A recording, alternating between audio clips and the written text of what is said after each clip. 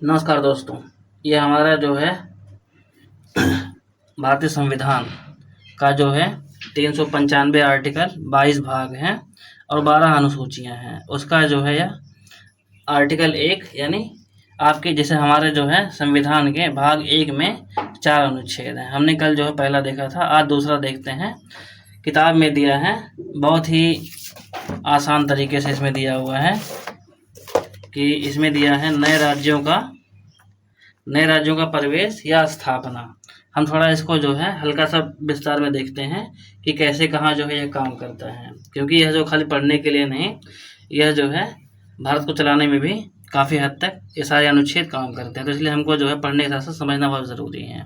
तो आइए फटाफट हम देखते हैं। जैसे चैनल का नाम है यूनिक लर्न यूपी 45। अगर आपको जो है जानकारी अच्छी लगे तो घंटी का बटन दबा के सब्सक्राइब कर दें, जिससे आपको 1 बाय 1 सारे कंटेंट आते रहेंगे। देखिए इसमें क्या दिया है, एजुकेशन के लिए जो है हमारा यह अनुच्छेद 1 पर 2 भाग 1 का अनुच्छेद 2 पर जानकारी देना एक अच्छा विषय है। चलिए इसे सरल और आसान भाषा में समझते हैं। देखिए भारत का संविधान 1 पार्ट 1, इसका नाम क्या है, संघ और उसका राज्य क्षेत्र। ये भी हम जो है देखेंगे। यदि हमारा कोई भी सवाल भारत या राज्य क्षेत्र से आता है तो समझ ले कि जो है यह आपका भाग 1 का अनुच्छेद 1 से 4 के बीच का होगा। अब इसके बाद जो हम देखते हैं आर्टिकल नंबर 2। आर्टिकल नंबर 2 क्या कहता है, प्रवेश या स्थापना के लिए प्रावधान, यानी नए राज्यों का प्रवेश या स्थापना। इसका जो है मूल पाठ क्या है, संसद को यह अधिकार है कि वह किसी ऐसे राज्य को भारत में सम्मिलित या एडमिट कर सकती है या नया राज्य स्थापित कर सकती है जैसा वह उपयुक्त समझे। अब सरल भाषा में इसको देखते हैं। संसद को यह शक्ति देता है कि वह भारत के बाहर के किसी राज्य को भारत में सम्मिलित कर सकती है और नए राज्य बना सकती है, भारत का हिस्सा हो सकता है। इसका मतलब है अगर कोई राज्य भारत में शामिल होना चाहे या भारत कोई नया राज्य बनाना चाहे, जैसे किसी क्षेत्र को मिलाकर, या तो वह संसद के कानून द्वारा किया जा सकता है। अनुच्छेद 2 का उद्देश्य क्या है, राष्ट्रीय एकता बनाए रखना। भारत को एकजुट और संप्रभु बनाए रखने के लिए जरूरी है कि कोई भी नया राज्य शामिल करने का अधिकार केंद्र सरकार यानी संसद के पास हो। उद्देश्य 2, संवैधानिक प्रक्रिया तय करना। कोई भी नया राज्य भारत में तभी शामिल हो सकता है जब संसद कानून बनाए, इससे कानूनी स्पष्टता और नियंत्रण बना रहता है। तीसरा उद्देश्य क्या है, विदेशी क्षेत्रों का विलय। जैसे भारत में 1950 में सिक्किम को भारत में शामिल किया गया, अनुच्छेद 2 के अंतर्गत ही किया गया था। तो यह आपका जो है साथ साथ क्वेश्चन भी जो है बनता है और इसका आंसर भी आपको क्लियर हो जाएगा। अनुच्छेद 2 और 3 में अंतर, अभी हमने 3 पढ़ा नहीं है, फिलहाल जो देखते हैं विशेषता।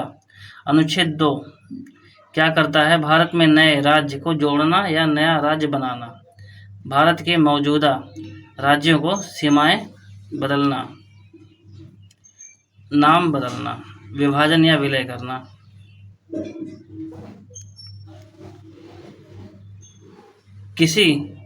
किसी पर लागू होता है, भारत के बाहर के क्षेत्र पर। भारत के अंदर के राज्यों पर सिक्किम को, जैसे उदाहरण सिक्किम को भारत में शामिल करना, तेलंगाना का आंध्र प्रदेश से अलग होकर बनना। तो ये सारी चीज़ें जो है आपका एक उदाहरण है जो आपका अनुच्छेद 2 और 3 के तहत जो देता है। हम अनुच्छेद 3 जो है अगले टॉपिक में पढ़ेंगे। इसमें जो हमने क्या पढ़ा, अनुच्छेद 2 जो आपका बढ़िया से क्लियर हो गया होगा।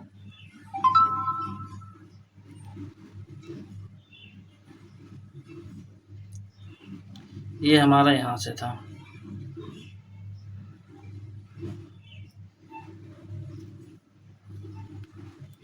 यहाँ से था। तो हमारा जो चैनल का नाम है यूनिक लर्न यूपी 45 है ना। अनुच्छेद 2 का बहुत छोटा सा इसमें पार्ट दिया हुआ, लेकिन अनुच्छेद 2 काम कैसे करता है, यह जो है किस तरीके से संविधान में रहते हुए, इसमें सिर्फ इतना दिया हुआ है, नए राज्यों का प्रवेश एवं स्थापना। यानी अनुच्छेद 2 के तहत जो है नए राज्य बाहर से जो भारत के अंदर आ सकते हैं और उसकी स्थापना हो सकता है। यह शक्ति किसको है, संसद को है। इसको जो कैसे वो जो है यहाँ ला सकता है भारत के अंदर एक नया कानून सही तरीके से जो है लिखित में जो है लिखा पढ़ी करने के बाद। तो आशा बढ़िया से आपको समझ में आया होगा अनुच्छेद 2। इस वीडियो में इतना ही, मिलते हैं हम जो है अगले अनुच्छेद 3 के साथ। अपना 3 जो अनुच्छेद क्या दिया हुआ है, एक 2 का भी था, अनुच्छेद 2 के बाद 2 का था जो हटा दिया गया, निरसित कर दिया गया है, उसको भी हम जो है 3 के साथ ही ऐड करके देख लेंगे क्या है। हो सकता है जो है हमारे गवर्नमेंट एग्जाम में आ जाए, क्योंकि हमारा जो है अगर पॉलिटी ऑप्शनल है तो पूरा बढ़िया से जानना बहुत ज़रूरी है। तो हमारा तीसरा क्या होगा, नए राज्यों का निर्माण और वर्तमान राज्यों के क्षेत्र की सीमाओं या नामों में परिवर्तन, यह पढ़ेंगे। तो आशा बढ़िया से आपको समझ में आया होगा। इस वीडियो में इतना है, मिलते हैं हम अगले टॉपिक से। थैंक यू, धन्यवाद, जय हिंद, आपका दिन शुभ हो। पसंद आया हो तो घंटे का बटन दबाकर सब्सक्राइब कर लें, साथ में शेयर भी करें, काफ़ी लोगों को सीख मिले।